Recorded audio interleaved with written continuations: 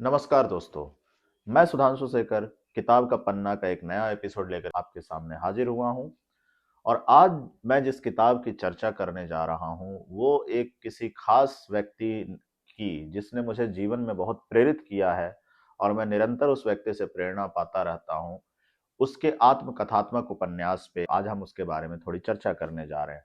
तो दोस्तों, जिस कलाकार की मैं चर्चा करने जा रहा हूँ उनका नाम है पीयूष मिश्रा, जिन्होंने फरवरी 2023 में अपनी आत्मकथात्मक उपन्यास, जो पहली उपन्यास है उनकी, उन्होंने रिलीज करी थी और उसके सेल्स रिकॉर्ड तोड़ सेल्स कर रहे हैं। उनकी जब से वो किताब आई है, तुम्हारी औकात क्या है, जिसका नाम है, उनके 3 संस्करण आ चुके हैं। पहली संस्करण की 3,300 कॉपियां छपी थी पब्लिकेशन हाउस के द्वारा, लेकिन वो तुरंत ही विद इन अ वीक वो खत्म हो गई थी।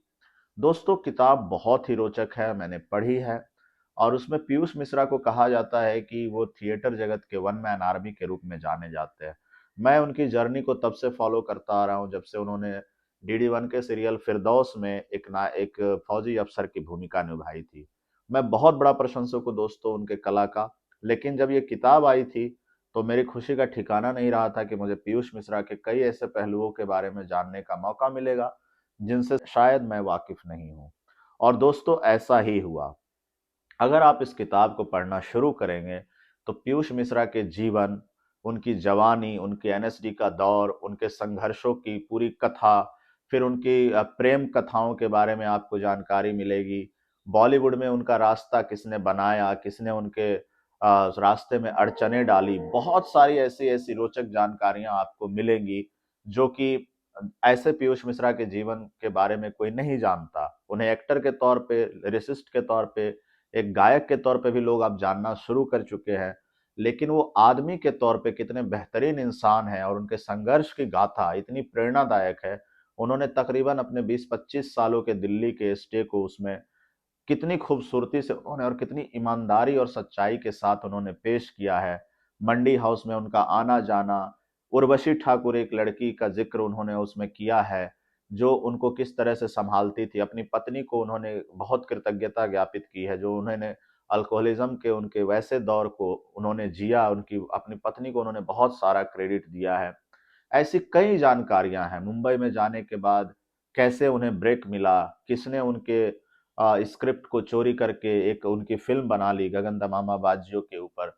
यह मैं रिवील तो नहीं करूंगा, लेकिन मैं चाहता हूं कि आप इस किताब को पढ़ें। मुझे ऐसा लगता है कि जिस किसी को भी अगर एक कलाकार का जीवन जानना है, ये एक कलाकार बनने की दिशा में अग्रसर है, उसे तो खास तौर से ये किताब जरूर पढ़नी चाहिए दोस्तों।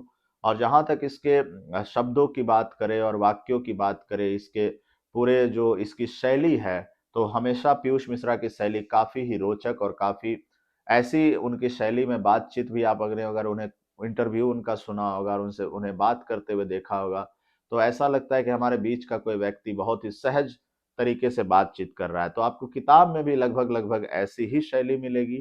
तो मैं रिक्वेस्ट करूंगा आपसे कि जरूर आप जाकर के पीयूष मिश्रा की किताब तुम्हारी औकात क्या है, जो फरवरी इस साल रिलीज हुई थी 2023 में, आप पढ़ें।